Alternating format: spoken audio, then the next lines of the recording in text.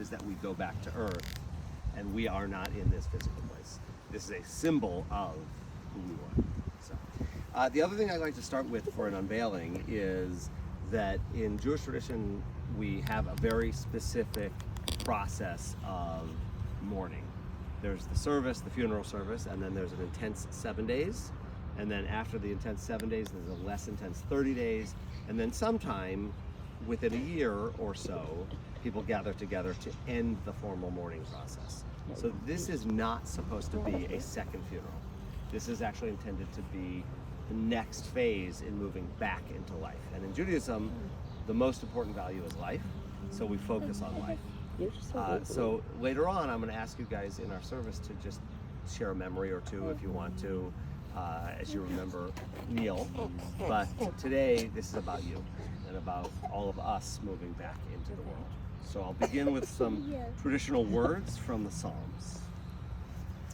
E'esa enai el heharim me'ayin yavo ezri ezri me'im Adonai ohoseh shamayim va'aretz al yiten lamot raglecha al yanum shomrecha hine lo yanum velo yishan shomer Yisrael.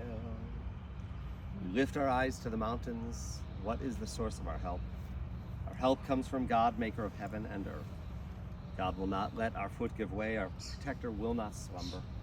See, our protector neither slumbers nor sleeps. God is our guardian, the protection at our right hand. The sun will not strike us by day, nor the moon by night. God will guard us from all harm. God will guard our souls, our goings and our comings, now and forever. We pray that his soul is with God now, that he is at peace. And these words from the prophet Ecclesiastes, I think, help us to understand these moments. For everything, there's a season, a time for every experience under heaven, a time to be born and a time to die, a time to plant and a time to uproot what is planted, a time to tear down and a time to build up, a time to weep and a time to laugh, a time to grieve and a time to celebrate, a time to throw stones in anger and a time to make peace, a time to embrace others and a time to be alone, a time to seek and to lose, to keep and to throw away, tear and to sow, and a time to keep silence, and a time to speak words of love. So as we gather for an unveiling, there is both that silence in our hearts, and some moaning and groaning from babies. Now there's both a silence, sort of that hard feeling that we have in memory, but there's also something in us that wants to talk and to share stories, and to remember. So what I'd like to do is actually unveil the stone formally now. Ruth, do you want to come forward and actually do this with me? You want to help me? Yeah.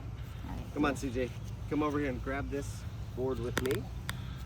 We're going to lift it up and bring it right behind. Nice job. Thank you. So this stone, we pray, will forever be in loving memory of Neil Ross Davis. Loving son, father, brother, and friend. Born May 4th, 1959, died January 18, 2021. And then these Hebrew letters are his Hebrew name, Nachum, ben or son of Reuven, which is his father's Hebrew name. This is the date of his death. And then these letters are an acronym, 5 Hebrew words. Tehei nishmotav tzura b'tzura chaim. May his soul be bound up in the bond of everlasting life. To know him was to love him. So as we look at this with the future connected to it, we'll take a moment of silent prayer to remember him.